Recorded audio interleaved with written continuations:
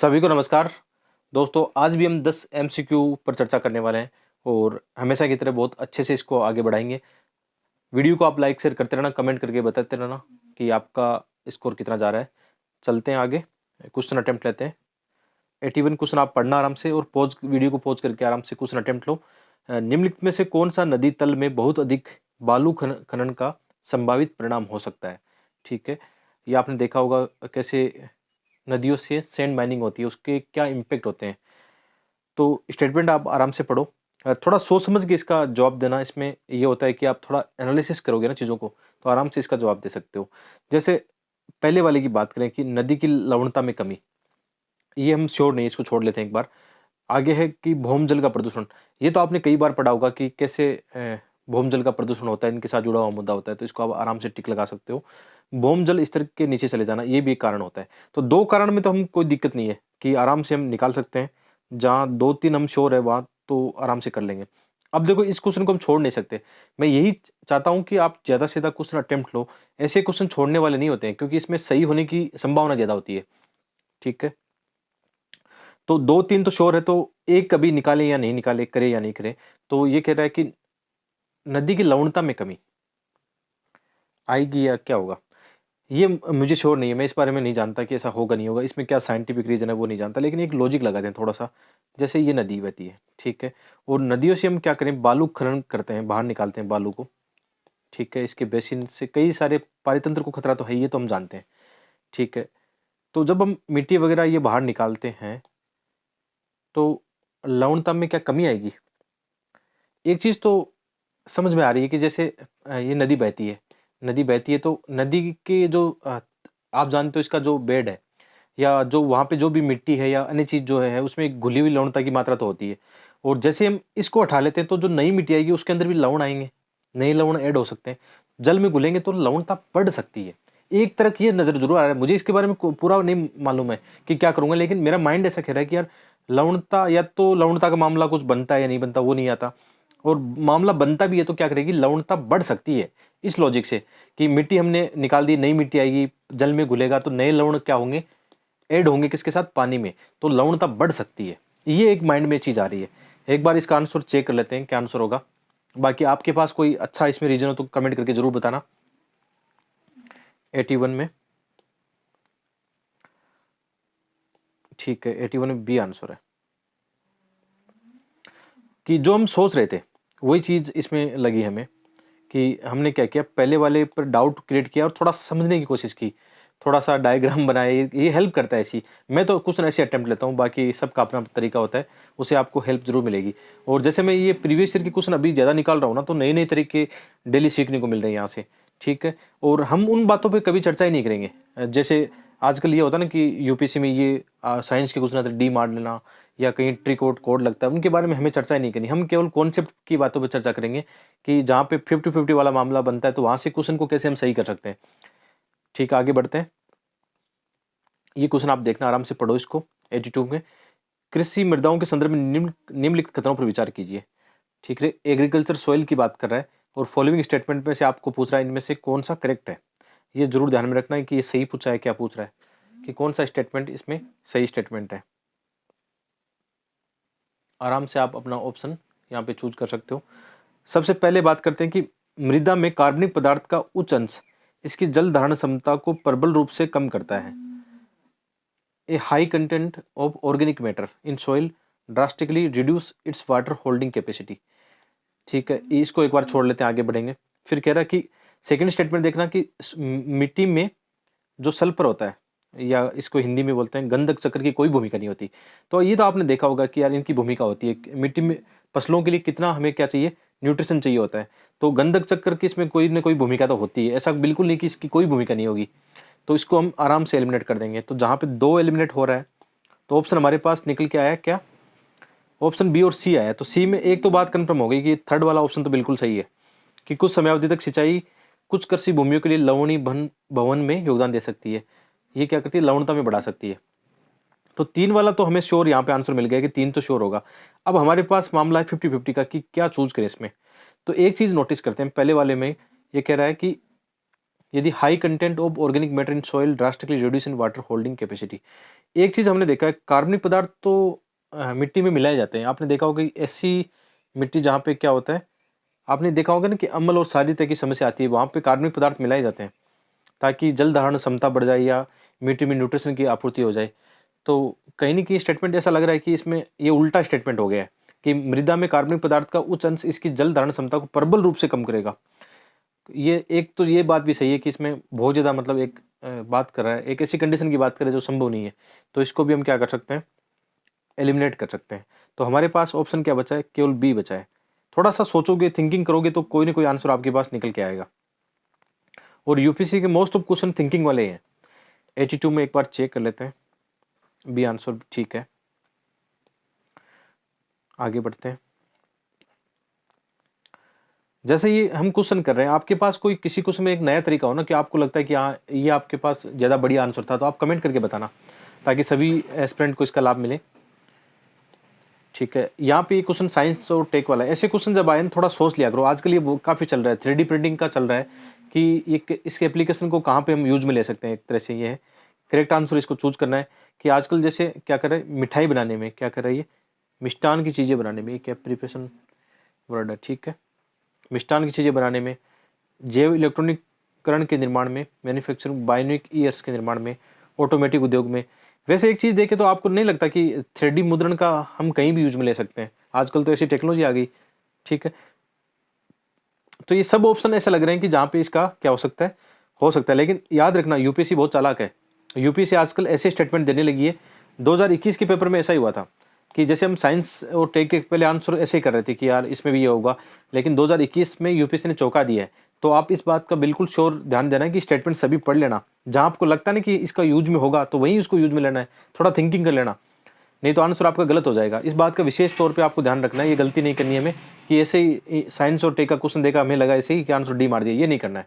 थोड़ा सोच समझ के करना। इसीलिए मैं साइंस और टेक के क्वेश्चन ज़्यादा शामिल कर रहा हूँ कि आपको ये गलती नहीं करनी है।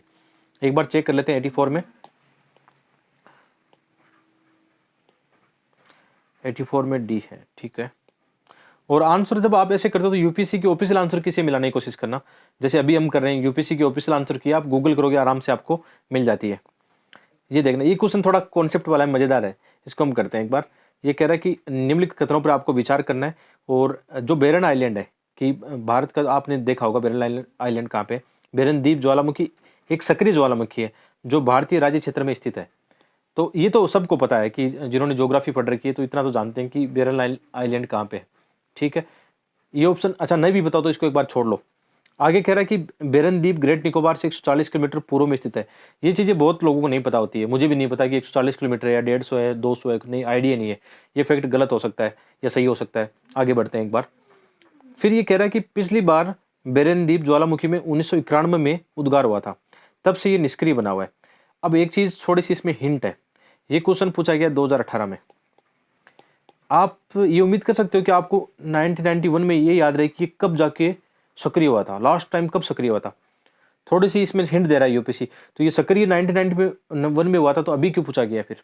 इसका मतलब यहाँ पे कुछ ना कुछ ऐसी एक्टिविटी जरूर हुई है 2018 में, कुछ ना कुछ सक्रिय मामला बना है। ये हमें हिंट दे रहा था। थोड़ा सा ऐसे थिंकिंग कर लोगे ना, मामला बन जाएगा। वैसे ये क्वेश्चन मेरा उस समय पढ़ा हुआ था, जिस समय प्री दे रहा था 2018 में, तो पढ़ा हुआ था कि उस साल 2016-17 के आसपास की बात होगी शायद, ये सक्रिय हुआ था बेरन द्वीप। ये पता था।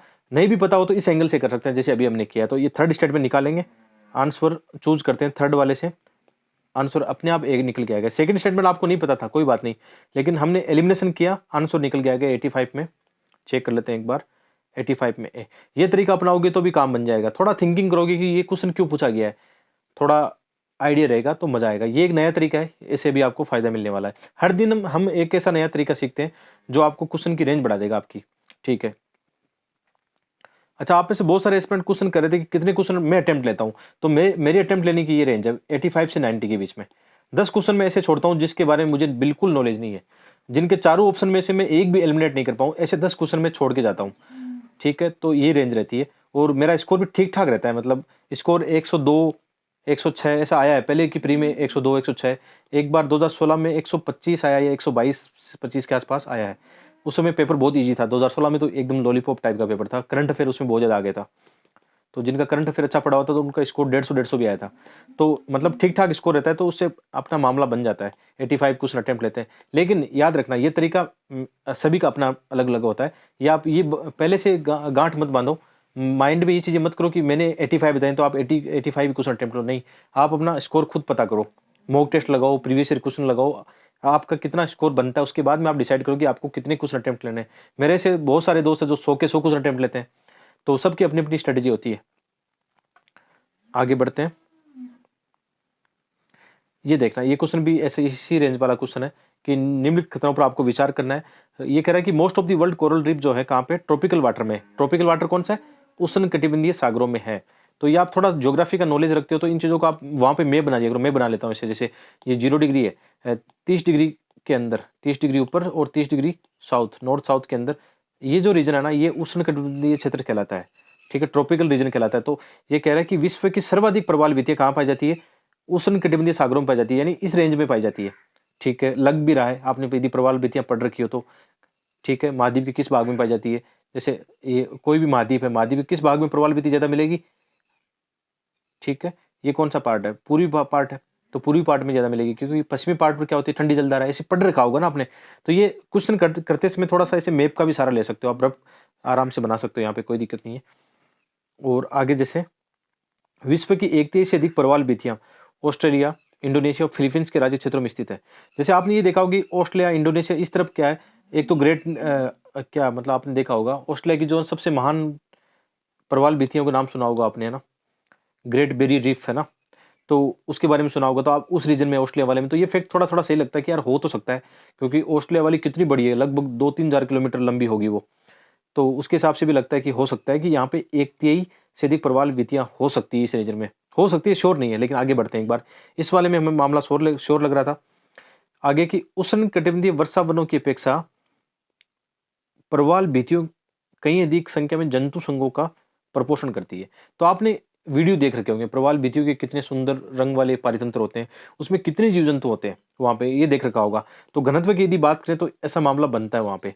ठीक है, तो जैसे मैं इसमें ये लगा रहा हूँ कि हाँ यार, ये भी मुझे लग रहा है कि इसको, जैसे हमारा फैक्ट है ना कि यहाँ पे ऑस्ट्रेलिया, इंडोनेशिया इस तरफ काफी प्रबल विधियां, तो एक ही हो सकती है वर्ल्ड की, यहाँ पे में भी हो सकती है। तो ये सही मामला लग रहा है। एक में हम श्योर थे पहले से ही, तो जहां पे एक नहीं उसको तो निकाल देते हैं। कम से कम 3 स्टेटमेंट ऐसे ही करना चाहिए, जैसे कम से कम मेरे पास 3 ऑप्शन बचे हैं, एक तो एलिमिनेट कर दिया।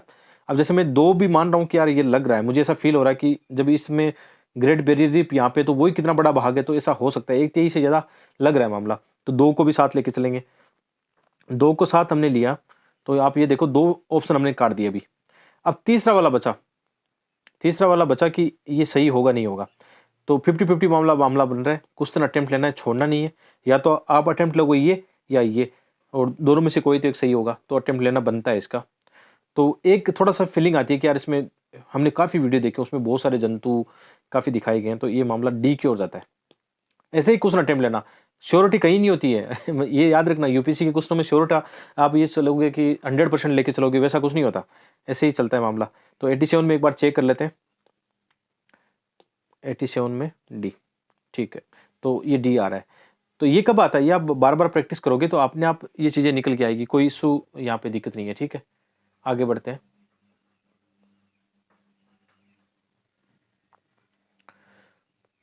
अब ये क्वेश्चन देखो, इस बार आप ये गांठ मान लो, इस बार एक क्वेश्चन ऐसा आने वाला है, कैसा आएगा। अभी आपने देखा कि रूस और यूक्रेन में कितना वहाँ पे लड़ाई झगड़ा चल रहा है। ठीक है, तो वहाँ की आसपास की जो आप ये देखना, वहाँ के कुछ इंपॉर्टेंट शहर हो गए जो चर्चा में रहे, जहाँ पे रूस ने हमला किया है, ज़्यादा नुकसान पहुंचा, या उसके आसपास की जो वाटर बॉडीज है, वैसा क्वेश्चन बनेगा। जैसे इस क्वेश्चन को इस साल के हिसाब से करें कि कौन कौन से क्षेत्र है जो चर्चा में रहे, तो क्रीमिया आपको पता है कि क्रीमिया भी चर्चा में, क्रीमिया उन्हीं का पार्ट है, काला सागर के ऊपर आपने देखा होगा ना क्रीमिया। पहले किसका, यहाँ पे यूक्रेन का ये पार्ट हुआ करता, लेकिन 2014 के बाद में रूस ने इस पर कब्जा कर लिया। तो ऐसे क्वेश्चन मान के चलो, यही क्वेश्चन दोबारा आ गया, तो इसको ऐसे अटेम्प्ट लेना आपको कि काफी चर्चा में, तो ये तो आपको पता होना चाहिए क्रीमिया कहाँ पे। तो ये स्टेटमेंट कट गया आपका, तो 2 जहाँ पे कटा है, तो कम से कम आपने 2 ऑप्शन तो एलिमिनेट कर दिया ना। तो ऐसे क्वेश्चन को छोड़ना नहीं है, 50-50 वाला मामला बन गया आपका। तो आगे और चेक करते हैं कि जैसे इसका मतलब 3 श्योर हो गया, 3 तो अपने आप श्योर हो गया। वैसे भी मिंडाओ गलत, ये नाम सुना होगा आपने फिलीपींस में। अब ओरोमिया नाइजीरिया में कभी सुना नहीं, कभी नहीं सुना, मुझे पता नहीं ये होगा नहीं होगा। तो 4 का मुझे आईडी नहीं, लेकिन कैटालोनिया काफ़ी चर्चा में रहा था उस साल। स्पेन में इसको लेकर कुछ आंदोलन हुआ था, कैटालोनिया पार्ट को अलग करने को लेकर ऐसा कुछ चर्चा में रहा था, इतना याद है थोड़ा बहुत। तो ये मामला बन रहा है अपना, एक और 3 वाला बन रहा है सी का। तो ऐसे क्वेश्चन, ऐसे अटेम्प्ट लेने इस साल आएगा। आप थोड़ा सा ये देख लेना, मैपिंग जरूर देख लेना, करंट मैपिंग की कोई आपको यूट्यूब पे कोई वीडियो मिल जाए, देख लेना, कोई ना कोई तो पढ़ाता होगा, अच्छे से मिल जाएगा, जरूर देखना। एक 2-3 क्वेश्चन यहाँ से ऐसे बनेंगे, कुछ नेचुरल वाले बनेंगे, नेचुरल ज्योग्राफी के, कुछ ऐसे बनेंगे पॉलिटिकल मैप के, तो उनको जरूर देख के जाना। तो मैंने भी कुछ बताए थे आपको, द हिंदू के नोट्स बनाए थे, उसमें बताया था कि ऐसे क्वेश्चन आ सकते हैं। 90 में एक बार चेक कर लेते हैं आंसर। 90 में 80 आंसर सही है।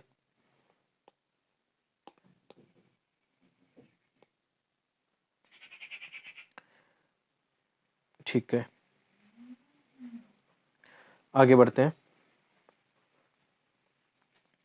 ये अच्छा क्वेश्चन है, ये हर साल ऐसे देखने को मिलता है कि इसमें ज़्यादा कंफ्यूज होने वाली बात नहीं है। इसमें ऑप्शन आपको बार बार अपॉर्चुनिटी देता है।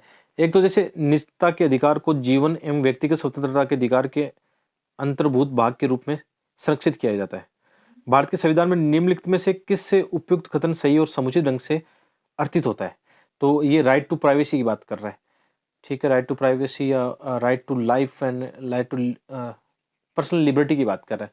तो ये तो मेरे हिसाब से सब ने पढ़ रखा है, लक्ष्मीकांत पढ़ रखी है, तो आराम से इसको कर लोगे, इसमें कंफ्यूज होने की ज़्यादा जरूरत भी नहीं होगी। तो इसको कैसे अटेम्प्ट ले सकते हैं कि आपको ये पता है कि जीवन का अधिकार किस आर्टिकल में है, आपको ये भी पता हो ना कि मूल अधिकार संविधान के किस भाग में है, मूल अधिकार की बात कर रहा है, तो इसके हिसाब से भी आप इसको अटेम्प्ट ले सकते थे कि मूल अधिकार किस भाग में, पार्ट 3 में है ना, पार्ट 3 के अंदर मूल अधिकार है, तो भी इसमें आप अटेम्प्ट ले सकते थे। जैसे इसको आराम से एलिमिनेट करोगे, कह रहा है आर्टिकल 14 है, आर्टिकल 14 है, तो ये संसद के इसमें जो उपबंध है इसकी बात कर रहा है, इसके अलावा ये कट जाएगा। अनुच्छेद 17 में ऐसा कुछ नहीं है। आर्टिकल 21 में आपको ये तो पता ही है कि ये तो भाग 3 इसमें दे रखा है ओनली, तो इसके आप कर सकते हो। इसमें 2 हिंट थे आपके पास। एक तो ये सबसे नॉर्मल वाला क्वेश्चन है, हर साल ऐसा क्वेश्चन देखने को मिलता है। आर्टिकल 21 का क्वेश्चन हर साल ही देखने को मिलता है, तो ये आप आराम से कर सकते थे। और दूसरा हिंट इसमें क्या था, भाग 3, तो आराम से इनको थोड़ा सा ऐसे क्वेश्चन क्या करते हैं हम जल्दबाजी में गलत कर लेते हैं, तो आपको ये गलती नहीं करनी है, आराम से चीज़ों को समझना है, पढ़ना है। ये क्वेश्चन मैंने इसलिए शामिल किया कि इसमें बहुत सारे एस्पिरेंट क्या करते हैं, क्वेश्चन पूरा पढ़ते नहीं है। ठीक है, इसको आराम से फिर अटेम्प्ट ले सकते हो। तो वैसे सी आंसर इसका सही है, और इसमें ज़्यादा कन्फ्यूज मत होना, अपनी चीज़ों पर टिके रहना, अपने आप पर विश्वास करना, ये ज़्यादा बढ़िया रहता है। 92 में सी आंसर ठीक है, वैसे भी सही था। और आगे बढ़ते हैं। ये क्वेश्चन देखना, ये भी अच्छा क्वेश्चन है, ऐसा क्वेश्चन दोबारा भी आ सकता है कि यहाँ पे बात कर रहा है कि निम्नलिखित फसलों के बारे में बात कर रहे हैं, और इन फसलों में कौन सा एमएसपी के दायरे में आता है या उसके अंडर आता है कि एमएसपी के तहत इनकी मूल्य की घोषणा होती है आर्थिक मामलों की कैबिनेट समिति के द्वारा। तो इसमें एक तरीका अच्छा है कि जो जो चीज़ें आपको पता हो कि यदि जैसे आप फार्मर फैमिली से आते हो, तो आपको आइडिया होगा कि कौन सी कृषि क्या है, एमएसपी की दायरे में आती है। तो पहले ऐसा कर सकते हो जो आपको श्योर पता हो, कि जैसे आपको ये पता हो कि अच्छा, पहले तो ये भी पता होना चाहिए ना कि एमएसपी क्या होता है। एमएसपी आपको ये पता होगा तो ये क्वेश्चन अटेम्प्ट लेना आसान हो जाएगा। एमएसपी का मतलब होता है कि जो हम फसलें बोते हैं ना, चाहे खरीफ की और अभी की फसलें हैं, उस फसल के बोने से पहले एक सरकार घोषणा करती है कि जैसे गेहूं का कितना मूल्य होगा, पहले से तय होता है कि ताकि किसान क्या करे, उन फसलों को, किसान को एक मोटिवेशन मिले फसलों को बोने का। इसलिए एमएसपी प्राइस क्या करता है, थोड़ी गारंटी देता है, प्राइस की गारंटी देता है। चाहे मार्केट में कैसी भी प्राइस हो, चाहे कम हो ज़्यादा, उससे फर्क नहीं पड़ता। जैसे यदि प्राइस कम होती है तो एमएसपी पर आप अपनी फसल को बेच सकते हो, और यदि मार्केट में ज़्यादा वैल्यू मिल रहा है तो हम मार्केट में भी जाके बेच सकते हैं। तो इनमें श्योर कौन सा है, जैसे जो फसल है गेहूँ, जो गेहूँ ये आता है इसमें, और आप ये जानते हो रागी, मूंगफली और तिल, ये श्योर वाला मामला बनता है कि इनकी तो होती है एमएसपी। और आपने ये पढ़ रखा हो तो लगभग 24 फसलें शायद इसमें शामिल है, किसमें, एमएसपी के दायरे में। और जो नहीं है, जैसे मुझे ये श्योर है कि सुपारी, ऐसा मामला कभी सुना नहीं सुपारी का, और हल्दी का मुझे, कॉफ़ी और हल्दी का मुझे आइडिया नहीं, लेकिन एक पता है सुपारी नहीं होगी। ठीक है, तो सुपारी वाला मामला वैसे भी निकाल सकते हैं एक, जहाँ पे तो मामला अपना बन गया बी। और एक तरीका श्योर वाला भी था कि जो हमें पता है, जैसे मैं किसान फैमिली से बिलोंग करता हूँ, तो ये मुझे पता है कि ये फसलें उसमें शामिल थी, क्योंकि हम भी खुद भी एमएसपी के तहत फसलें बेचने जाते हैं, तो उनका आइडिया था। जैसे मूंगफली का आइडिया था बिल्कुल। तो ये आंसर वैसे भी निकल के आ रहा है जो हमने पहले टिक लगाया था, 2 4 5 6 का। तो एक बार चेक कर लेते हैं, ऐसे क्वेश्चन छोड़ के नहीं आने हैं, ये इजी वाले क्वेश्चन है। 93 में बी आंसर है। ठीक है, एक दो क्वेश्चन और बचे, देख लेते हैं। ये भी बहुत आसान क्वेश्चन है। कि इनमें से कौन से पादप रोग फैलाते हैं, स्प्रेड प्लांट डिजीज, इनमें से कौन से पादप रोग फैला सकते हैं। तो जैसे आप ये जानते हो पक्षी है, डस्ट यानी उड़ती हुई धूल, वर्षा और विंड ब्लोइंग, ये सभी चीज़ें उड़ के जाती है ना, बह के चली जाती है, उड़ के जाती है, तो कहीं ना कहीं चीज़ें फैल तो सकता है, संक्रमण तो हो सकता है सबसे। इनमें कोई ऐसा ऑप्शन आपके पास होगा नहीं जिसको आप एलिमिनेट कर पाओगे, काट पाओगे। सब में लॉजिक लगाओगे तो मामला बन जाएगा आपका। तो आंसर क्या बन जाएगा, डी। ऐसे क्वेश्चन में थिंकिंग लगा लेना कि क्या ऐसे होता है ऐसा, तो उससे बन जाता है। ठीक है, 99 में डी आंसर। ठीक है, लास्ट क्वेश्चन देखते हैं। ये क्वेश्चन देखना, ये थोड़ा सा टफ है, इतना आसान नहीं लग रहा था। कि भारत में जैविक कृषि के संदर्भ में निम्नलिखित खतरों पर विचार कीजिए। ऑर्गेनिक फार्मिंग की बात करें इंडिया में, तो पहले यहाँ पे इंग्लिश वाला देखना आप, थोड़ा हिंदी में थोड़ा सा अजीब सा अनुवाद होता है, तो इंग्लिश में देखना कि the national programme for organic production is operated under the guideline and direction of the union ministry of rural development. जैसे मैंने इसको कैसे किया कि मुझे ये लग रहा था कि जैसे ये बात कर रहा है किसकी, राष्ट्रीय स्तर पर किसी ऑर्गेनिक कृषि की बात कर रहा है, कि राष्ट्रीय स्तर पर हमें एग्रीकल्चर कौन सी, जैविक कृषि को बढ़ावा देना है। तो यार ये रूरल डेवलपमेंट में क्या कर रहा है, राष्ट्रीय स्तर पर ऐसा कोई मतलब होगा तो या तो कृषि कृषि वाले में जाएगा या कोई इंडस्ट्री वाले में जाएगा। ठीक है, कि हम क्या कर सकते हैं, खाद्य प्रसंस्करण को बढ़ावा देने के लिए ऐसी चीजें करते हैं। तो इस पे मुझे डाउट था कि यार ये नहीं होगा इसमें, मुझे श्योर भी नहीं था, लेकिन इस पे डाउट हो रहा था कि ये union ministry of rural development में तो नहीं आएगा। तो मैंने इसको एक को एलिमिनेट किया एक बार, और एक को एलिमिनेट किया तो कम से कम दो ऑप्शन हमारे पास एलिमिनेट हो गए। और एक चीज और है कि ये इसका श्योर पता होगा आपको कि सिक्किम भारत का पहला क्या है, पूरी तरह से जैविक राज्य बन गया। ये तो सबको पता होता है, बच्चे बच्चों को पता होता है ये। तो तीन तो इसमें वैसे भी आपको पता है, तो एक एक ऑप्शन तो वैसे भी कट रहा था आपके पास।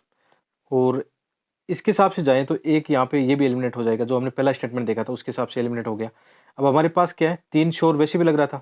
अब ये चेक करना है दूसरा वाला सही है कि नहीं। ये कह रहा है कि the agriculture and process food product export development authority, APEDA. APEDA आप काफ़ी चर्चा में रहता है, इसको आप जरूर ध्यान रखना। Function as the secretariat for the implementation of NPOP. तो ये थोड़ा सा ऐसा लगता है कि आपने ये देखा होगा एपेडा का काम क्या है, ये क्या करता है, निर्यात करता है किसको, जो प्रोसेस्ड फूड है। और आजकल हमारी सरकार भी ये कोशिश कर रही है कि हम ऑर्गेनिक जो फसलें हैं उनके उत्पादों को क्या करें, ज़्यादा से ज़्यादा निर्यात करें।